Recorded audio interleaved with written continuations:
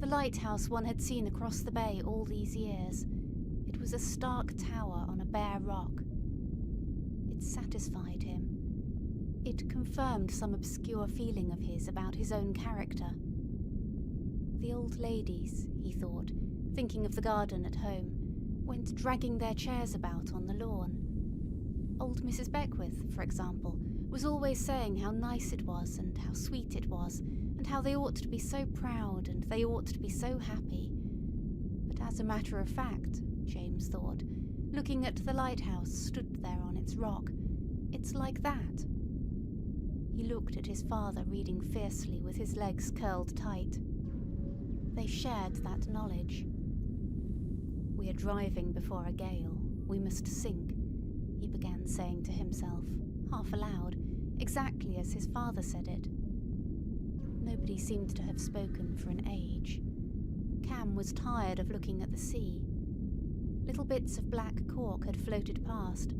The fish were dead in the bottom of the boat. Still her father read, and James looked at him, and she looked at him, and they vowed that they would fight tyranny to the death, and he went on reading quite unconscious of what they thought. It was thus that he escaped, she thought. Yes, with his great forehead and his great nose, holding his little mottled book firmly in front of him, he escaped. You might try to lay hands on him, but then, like a bird, he spread his wings. He floated off to settle out of your reach somewhere, far away on some desolate stump. She gazed at the immense expanse of the sea. The island had grown so small that it scarcely looked like a leaf any longer. It looked like the top of a rock, which some wave bigger than the rest would cover. Yet in its frailty were all those paths, those terraces, those bedrooms, all those innumerable things. But as, just before sleep, things simplify themselves so that only one of all the myriad details has power to assert itself. So, she felt, looking drowsily at the island, all those paths and terraces and bedrooms were fading and disappearing, and nothing was left but a pale blue censer, swinging rhythmically this way and that across her mind. It was a hanging garden. It was a valley full of birds and flowers and antelopes. She was falling asleep. "Come now," said Mr. Ramsay, suddenly shutting his book. Come where? To what extraordinary adventure? She woke with a start. To land somewhere? To climb somewhere? Where was he leading them? For after his immense silence, the words startled them. But it was absurd. He was hungry, he said. It was time for lunch. Besides, look, he said. There's the lighthouse. We're almost there. He's doing very well, said McAllister, praising James. He's keeping her very steady. But his father never praised him, James thought grimly. Mr. Ramsay opened the parcel and shared out the sandwiches between them. Now he was happy, eating bread and cheese with these fishermen. He would have liked to live in a cottage and lounge about in the harbour, spitting with the other old men, James thought, watching him slice his cheese into thin yellow sheets with his penknife.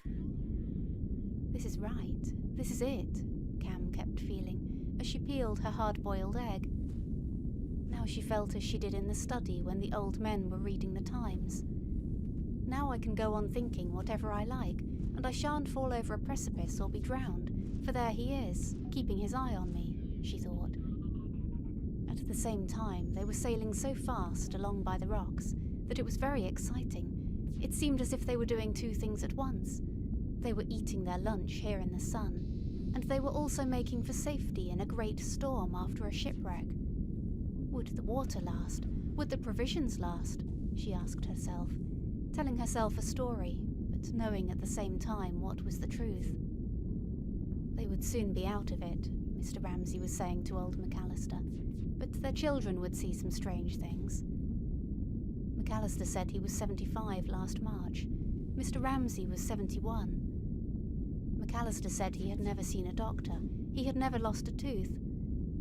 And that's the way I'd like my children to live, Cam was sure that her father was thinking that, for he stopped her throwing a sandwich into the sea and told her, as if he were thinking of the fishermen and how they lived, that if she did not want it, she should put it back into the parcel. She should not waste it. He said it so wisely, as if he knew so well all the things that happened in the world, that she put it back at once, and then he gave her, from his own parcel, a gingerbread nut, as if he were a great Spanish gentleman, she thought, handing a flower to a lady at a window, so courteous his manner was. He was shabby and simple, eating bread and cheese, and yet he was leading them on a great expedition, where, for all she knew, they would be drowned. That was where she sunk, said McAllister's boy suddenly. 3 men were drowned where we are now, the old man said. He had seen them clinging to the mast himself. And Mr. Ramsay, taking a look at the spot, was about, James and Cam were afraid, to burst out, but I beneath a rougher sea. And if he did, they could not bear it. They would shriek aloud. They could not endure another explosion of the passion that boiled in him. But, to their surprise, all he said was, "Ah," as if he thought to himself, but why make a fuss about that? Naturally, men are drowned in a storm, but it is a perfectly straightforward affair, and the depths of the sea, he sprinkled the crumbs from his sandwich paper over them, are only water after all. Then, having lighted his pipe, he took out his watch. He looked at it attentively. He made, perhaps, some mathematical calculation. At last he said triumphantly, "Well done." James had steered them like a born sailor. "There," Cam thought, addressing herself silently to James. "You've got it at last." For she knew that this was what James had been wanting, and she knew that now he had got it, he was so pleased that he would not look at her or his father or at anyone. There he sat with his hand on the tiller, sitting bolt upright, looking rather sulky and frowning slightly. He was so pleased that he was not going to let anybody share a grain of his pleasure. His father had praised him. They must think that he was perfectly indifferent. But you've got it now, Cam thought. They had tacked, and they were sailing swiftly, buoyantly, on long rocking waves, which handed them on from one to another with an extraordinary lilt and exhilaration beside the reef. On the left, a row of rocks showed brown through the water, which thinned and became greener, and on one, a higher rock, a wave incessantly broke and spurted a little column of drops which fell down in a shower.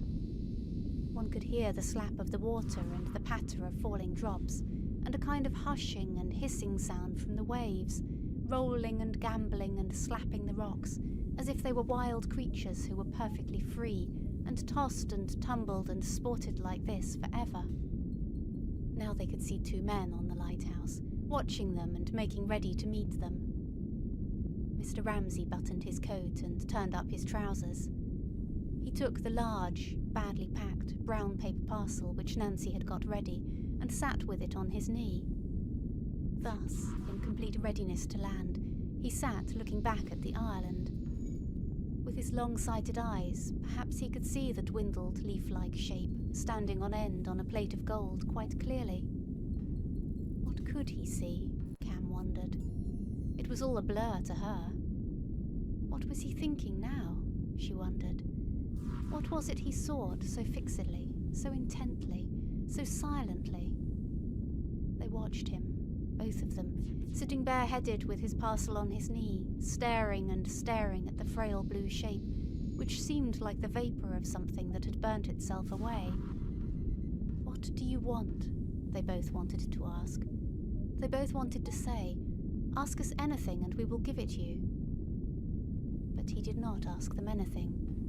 He sat and looked at the island, and he might be thinking, "We perished each alone," or he might be thinking, "I have reached it.